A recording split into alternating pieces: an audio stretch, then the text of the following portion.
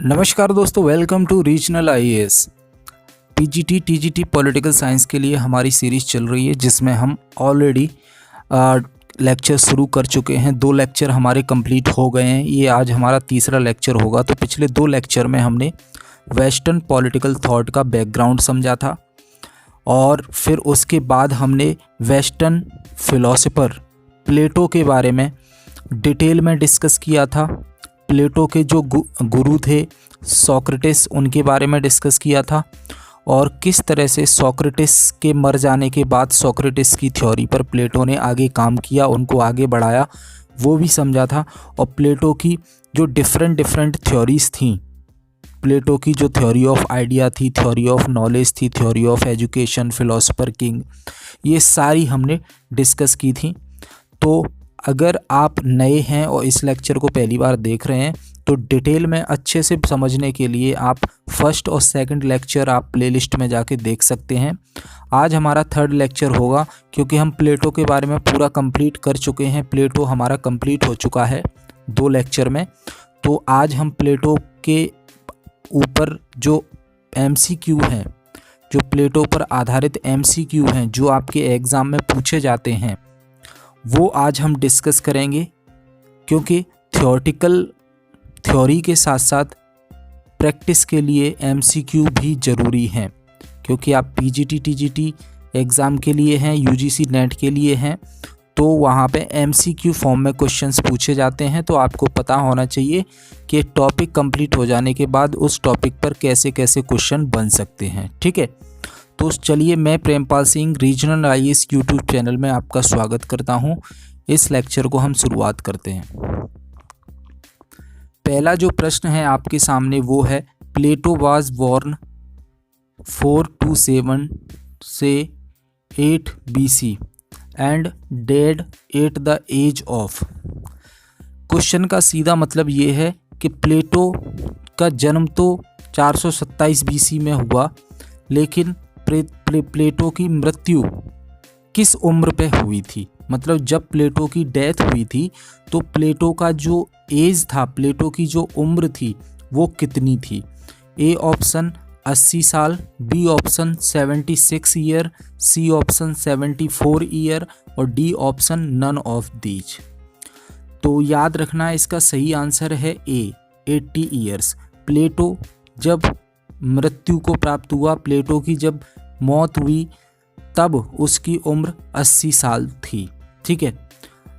It is widely accepted that Plato the Athenian philosopher, हम जानते हैं कि प्लेटो जो है एथेंस राज्य का रहने वाला था और एथेंस और स्पार्टा के बीच में युद्ध हुआ था जिसे हम PP वार के नाम से जानते हैं। तो उस युद्ध में एथेंस हार गया था, स्पार्टा राज्य जीत गया था। तो प्लेटो ने अपना मकसद बना लिया और सोक्रेटिस जो इनके गुरु थे, उन दोनों का मकसद था कि एथेंस की जो बेइज्जती हुई है हार जाने के बाद, तो एथेंस की उस इज्जत को हमें वापस लाना है। और एथेंस की वो इज्जत वापस तभी आ पाएगी जब एथेंस में रहने वाले जो लोग हैं, जो सोफिस्ट लोग हैं और बाकी के लोग हैं, उनके अंदर करप्शन भर चुका था, तो उसको करप्शन को ख़त्म किया जाए। तो ये सारी डिटेल हम लेक्चर में डिस्कस कर चुके हैं ऑलरेडी। तो प्लेटो एथेंस का रहने वाला था, इसलिए इसे एथेनियन फिलोसोफर, एथेंस का फिलोसोफर कहते हैं, दार्शनिक। इसकी उम्र जो है 80 से 81 ईयर के बीच में हो गई थी, 348 से 7 BC में। और अलेक्जेंडर द ग्रेट का जो जन्म हुआ था उसके जस्ट बाद, ध्यान रखना है ये सीरीज आपको, अलेक्जेंडर द ग्रेट नाम सुना होगा आपने, उसके जन्म के तुरंत बाद ही प्लेटो की मृत्यु हो गई थी। ठीक है, तो ये हमारा पहला प्रश्न है। क्वेश्चन कैसे भी पूछा जा सकता है और इसका सिर्फ आपको एक फॉर्मेट बताया गया है कि इस तरह से प्रश्न बन सकता है। दूसरा हमारा प्रश्न है, according to Plato the population of an ideal state should B.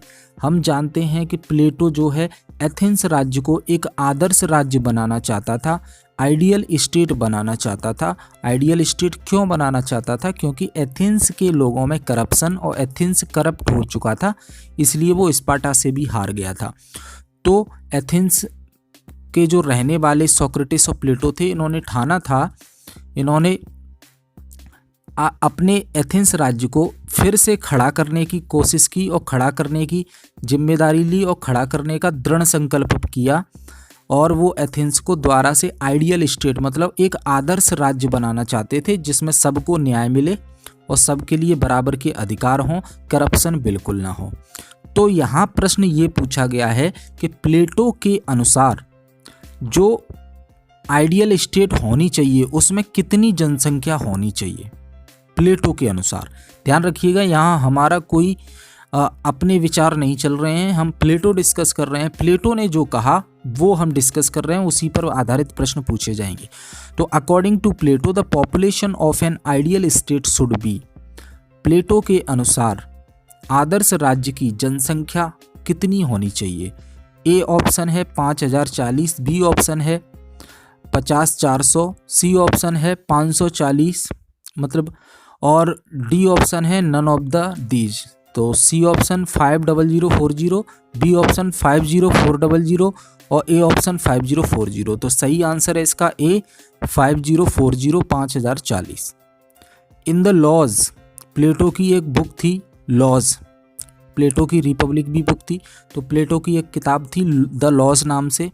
तो उसमें प्लेटो ने रिकमेंड किया है कि अगर हम हाईजेस्ट गुड मतलब बहुत अच्छे लेवल पर पहुंचना चाहते हैं और एक आइडियल स्टेट बनाना चाहते हैं डायरेक्ट डेमोक्रेसी के थ्रू सिटी स्टेट में, तो उसमें जो सिटीजन्स की संख्या, नागरिक की संख्या होनी चाहिए वो 5040 होना चाहिए, ये प्लेटो ने कहा। तो in the Laws Plato recommended that to attain the highest good an ideal and direct democracy in a city state should possess nearly 5040 citizens.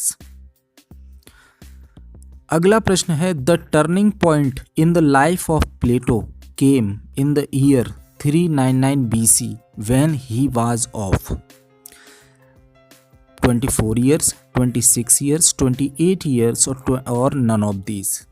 प्रश्न कहता है कि जब प्लेटो की जीवन में एक घुमाव आया, टर्निंग पॉइंट आया 399 BC में, तो उस समय प्लेटो की उम्र क्या थी।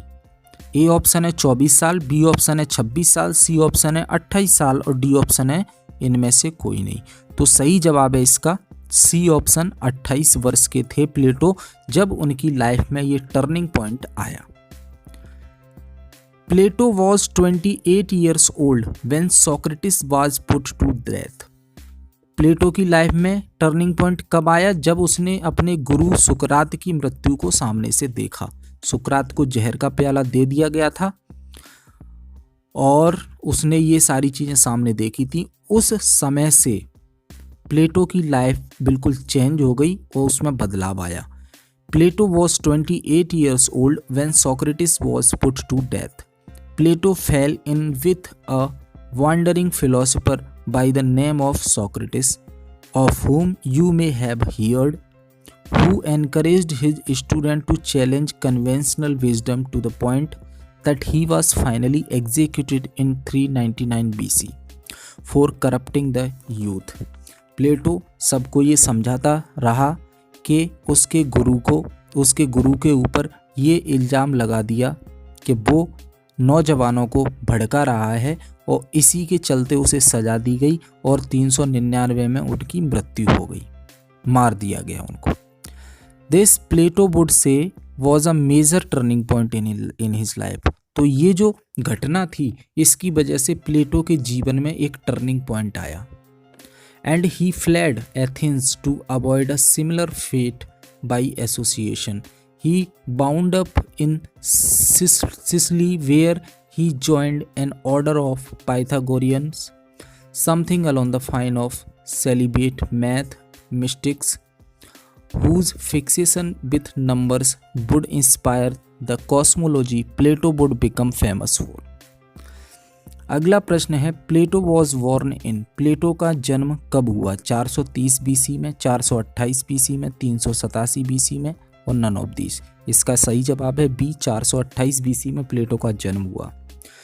तो based on ancient sources most modern scholar believe that he was born in Athens और एजीना बिटवीन 428 से 423 BCE। ज़्यादातर प्राचीन काल से जो सोर्स मिलते हैं और जो मॉडर्न स्कॉलर विश्वास करते हैं उनके आधार पर प्लेटो का जन्म 428 से 423 BC के बीच में एथेंस में हुआ। प्लेटो रोट, प्लेटो ने कौन सी किताबें लिखी? The politics, the laws, political economy, polity और नन ऑफ दीज। तो इसका सही जवाब है प्लेटो के द्वारा लिखी गई किताब है द लॉज। हम पीछे वाले क्वेश्चन में भी डिस्कस कर चुके हैं। Plato wrote Laws during a peaceful period of full dedication to the Academy. The laws were thought to have been in the process of publication at the time of his death. प्लेटो ने ये किताब, प्लेटो ने एक academy की स्थापना की थी, तो उसी अकेडमी में बिल्कुल शांतिपूर्वक ढंग से इस किताब को उसने लिखा, द लॉज को। ये सबसे लास्ट किताब थी उनकी, जिसका पब्लिकेशन उनकी मृत्यु के बाद हुआ। Plato was a realist, idealist, rationalist and none of this. Plato कौन थे? रियलिस्ट थे, मतलब यथार्थवाद में विश्वास करते थे, आइडियलिस्ट थे या आदर्शवाद में विश्वास करते थे, या रैशनलिस्ट थे, या नन ऑफ दिस।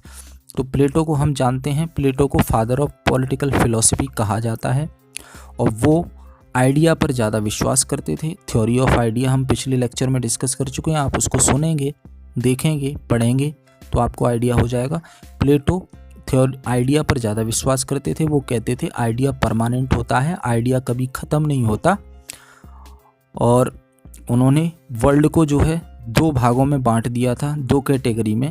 एक जो है जो भौतिक सुख भोगते हैं लोग, उनको अलग कर दिया था, और जो आइडिया में विश्वास करते हैं उनको अलग कर दिया था। तो इससे पता चलता है कि प्लेटो जो है आइडियलिस्ट थिंकर हैं, आदर्शवादी विचारक हैं। तो इसका सही जवाब है B, idealist. Platonism is the oldest form of idealism. Idealism को ही प्लेटोनिज्म कहते हैं, प्लेटोनिज्म को ही idealism. And Plato himself the progenitor of idealist. Plato ने आइडियलिस्ट जो विचारधारा है उसको आगे बढ़ाया। In Plato's ideal state, Plato की जो आदर्श राज्य होगा, one reaches at the pinnacle of the state order at the age of.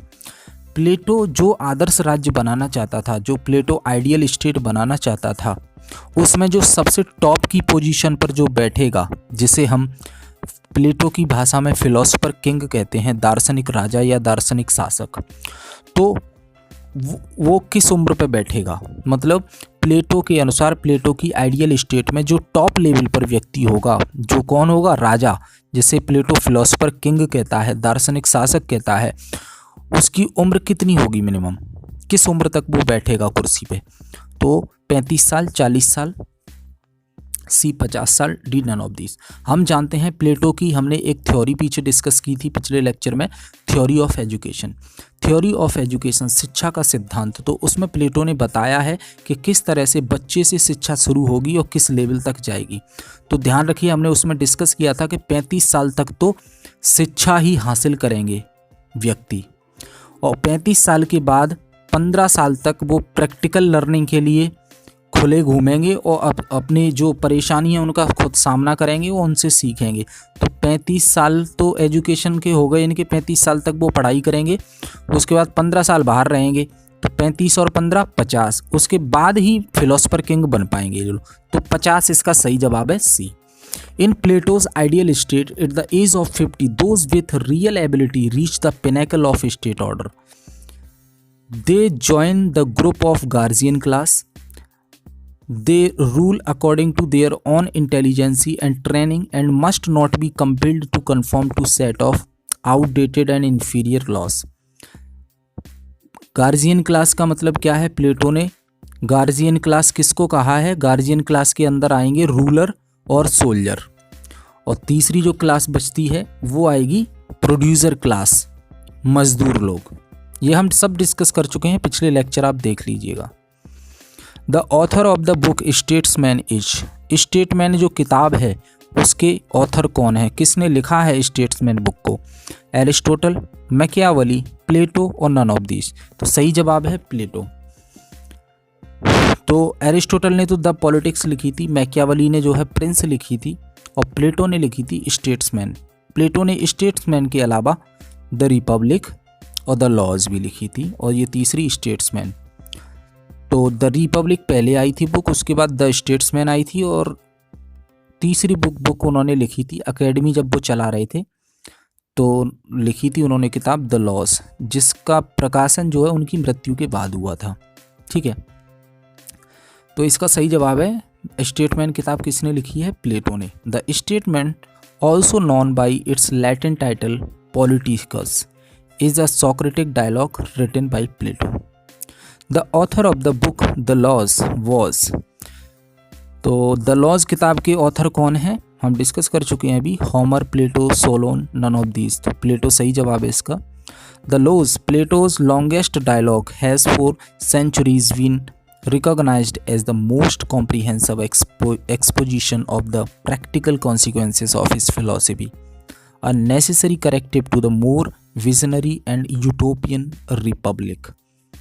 Utopian thinker का मतलब पता है आपको? यूटोपियन थिंकर का मतलब है ख्याली पुलाव पकाना मन में। हम कहते हैं ना हमारा घर इतना फंटास्टिक बनेगा, उसमें ये होगा वो होगा, मतलब दिमाग में ख्याली पुलाव पका रहे हैं। तो उसी प्रकार का था प्लेटो, बहुत आइडिया बहुत बनाता था, लेकिन सत्य के धरातल पर उतरे या ना उतरे ये कोई मतलब नहीं है, आइडिया बनाने से मतलब है।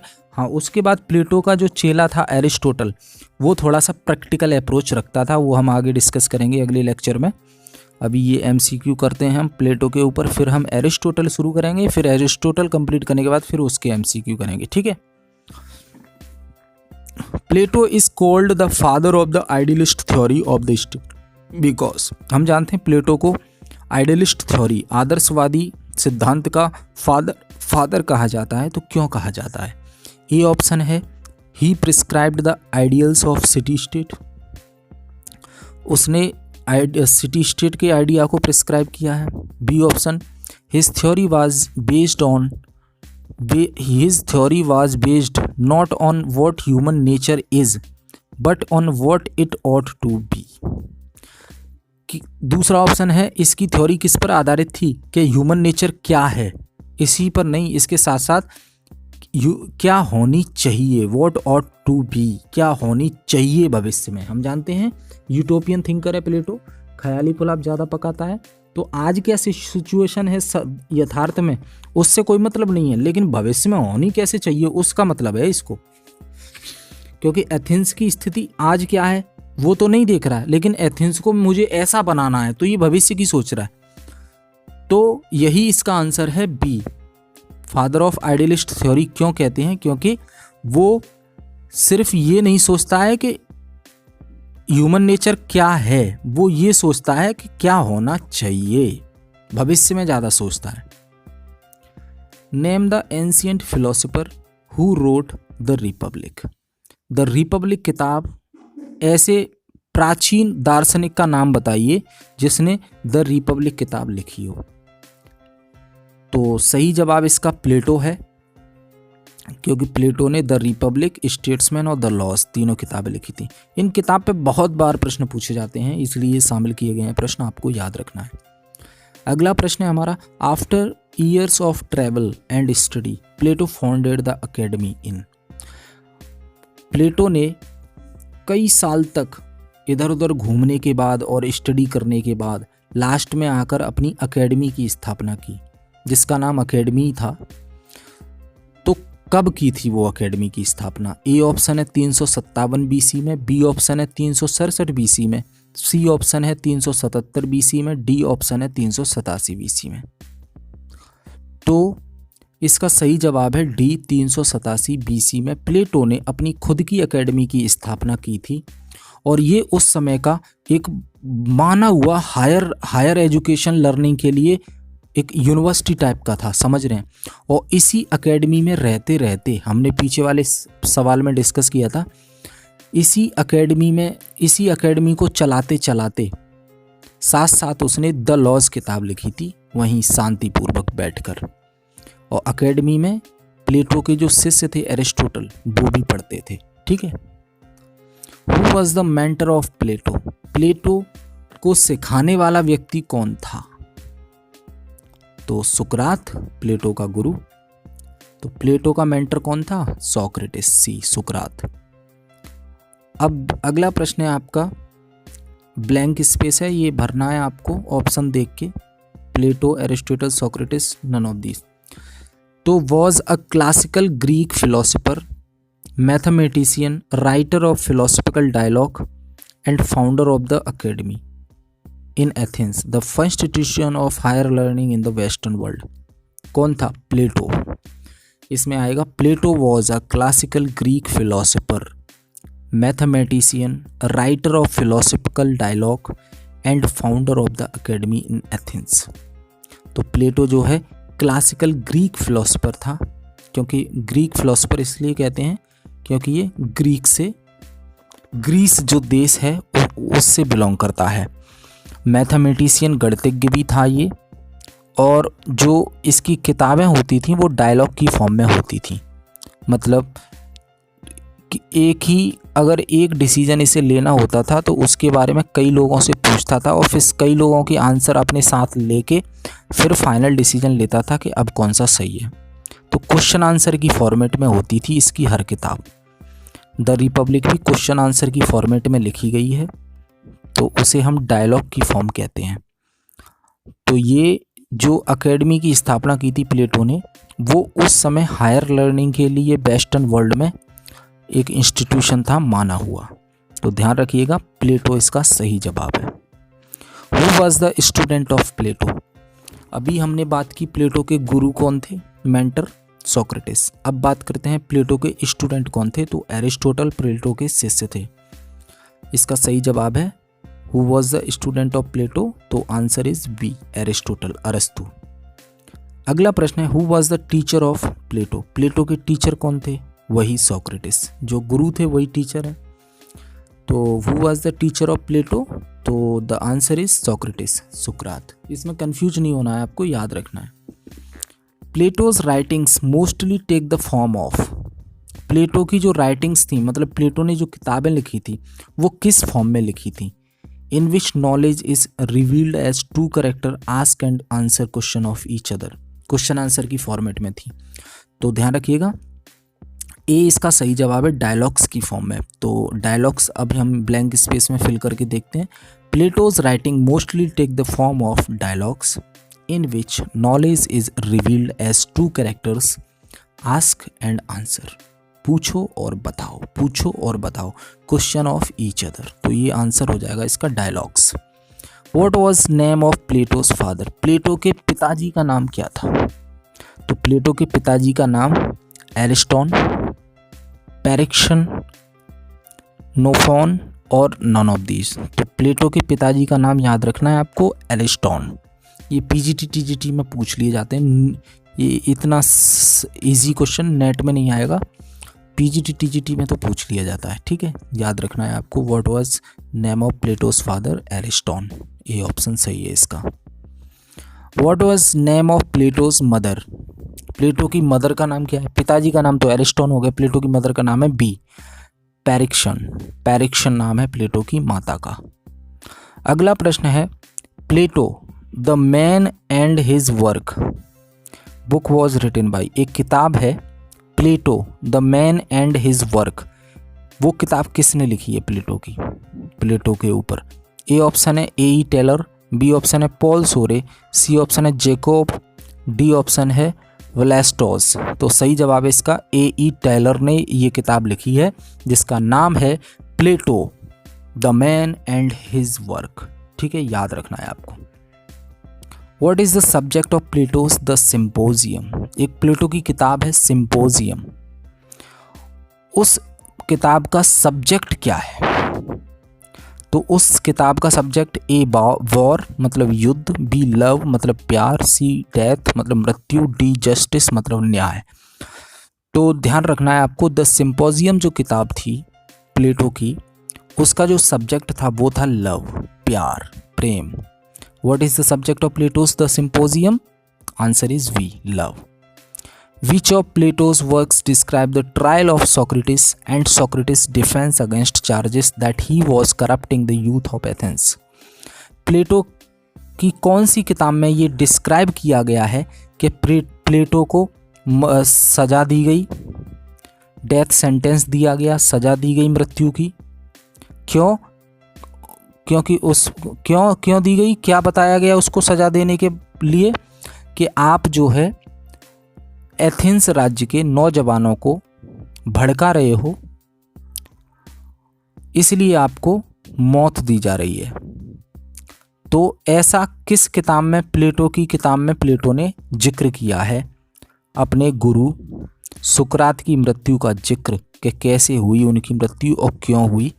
इस बात का जिक्र प्लेटो ने अपनी कौन सी किताब में किया है? ए ऑप्शन है क्रीटो, बी ऑप्शन है मैनो, सी ऑप्शन है द एपोलॉजी और डी ऑप्शन है टाइमोस। तो याद रखना है आपको, द एपोलॉजी जो किताब है उसमें प्लेटो ने अपने गुरु सुकरात की मृत्यु का जिक्र किया है कि मृत्यु उनको कैसे हुई और क्यों उनको जहर का प्याला दिया गया। ठीक है, क्यों? क्योंकि सुकरात को जब सज़ा सुनाई गई थी तो सुकरात को 2 ऑप्शन दिए गए थे कि सुकरात, या तो आप एथेंस राज्य को छोड़कर हमेशा के लिए चले जाओ, वापस कभी मत आना, या दूसरा ऑप्शन ये है कि ये जहर का प्याला है, आप पी लो और मर जाओ। तो सुकरात ने जहर का प्याला पीना मंजूर किया। क्यों? क्योंकि सुकरात ये आगे के लिए संदेश देना चाहता था कि राज्य की बातों को हमेशा मानना चाहिए सब लोगों को, इसलिए मैंने मानी बात। तो ये हमने प्लेटो से संबंधित MCQ डिस्कस किए हैं, और ये सिलेक्टिव MCQ हैं, बेसिक MCQ हैं, जिससे जो आपने प्रीवियस 2 लेक्चर में पढ़ा है उसका रिवीजन अच्छे से हो जाएगा और आपको आइडिया हो गया होगा कि कैसे कैसे प्रश्न पूछे जा सकते हैं। ठीक है सॉरी। तो अगले लेक्चर में हम नेक्स्ट इसके आगे का डिस्कस करेंगे। आई होप ये वीडियो पसंद आया होगा आपको, क्योंकि काफ़ी यूज़फुल है आपके MCQ फॉर्म में जो एग्ज़ामिनेशन होते हैं PGT TGT, उनके लिए काफ़ी यूज़फुल है ये। और हमेशा मैं ये सजेस्ट करूँगा कि कोई भी टॉपिक आप पढ़ते हैं तो उस टॉपिक की थ्योरी पढ़ने के बाद आपको उस पर आधारित MCQ भी सॉल्व करने हैं साथ साथ, जिससे आपको एक आइडिया हो कि मैंने जो टॉपिक का स्टडी किया है उस पर आधारित MCQ कैसे बन रहे हैं और किस प्रकार से प्रश्न उस पर पूछे जा सकते हैं। ठीक है, तो वीडियो अगर पसंद आया है तो इसको शेयर ज़रूर कर दीजिए, और चैनल को अगर आपने सब्सक्राइब नहीं किया है तो सब्सक्राइब कर लीजिए, जिससे आपको नोटिफिकेशन टाइम पे मिल सके वीडियो आते ही। तो आज शनिवार 5 बजे की क्लास हमने कंप्लीट कर ली है। अब हम मिलते हैं कल संडे को 5 बजे, इसके आगे हम डिस्कस करेंगे। और ध्यान रखिएगा, PGT TGT के लिए पूरी पॉलिटिकल साइंस आपको हमारे इसी चैनल पर लेक्चर फॉर्म में सैटरडे संडे मिलती रहेगी, और इसमें पूरा सिलेबस आपका कंप्लीट करवाया जाएगा।